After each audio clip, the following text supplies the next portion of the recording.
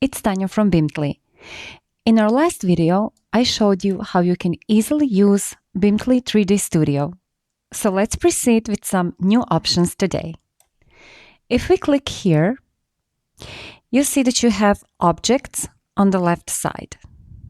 This first icon means that there are some model integrated assets here, some files which you can select. Here we have an option that we can add a new group. For example, let's write something. And here is the option that you can erase it when you no longer need it.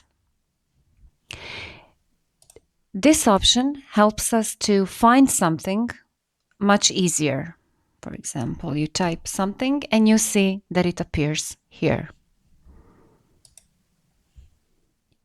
You can also switch your 3D model to 2D. We do it here. And if you hold the command, you can see that you can move around your 2D model. And you switch it back just by one click here. Next, we see that we have the option share, which means that you can share with others. You just enter the email here and the person will be invited. You can share it across your organization, or you can give public access, which means that people with the access to the link can open it. You can also use the QR code, or you can copy here, and when you open, you see that it appears in a special window. Next is the option embed, which means that you can directly link it, put it in your WordPress integration. You just copy the link. If you want to see how your whole file will look like, you can click here and see it in preview.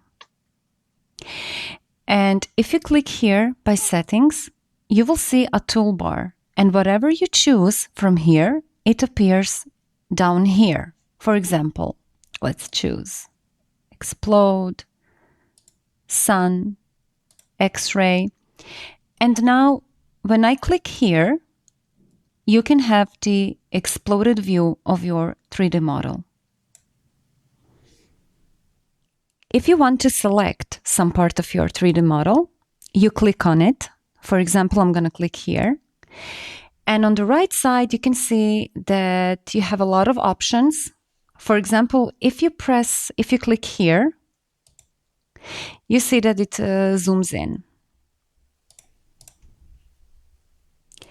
Also, when you select a part on your 3D model, on the left side, you see that if you click on this icon, it also zooms in. And if you want to go to your previous state, you make a click and you press F on the keyboard. That's it for today, guys. Thank you for watching and see you in our next tutorial.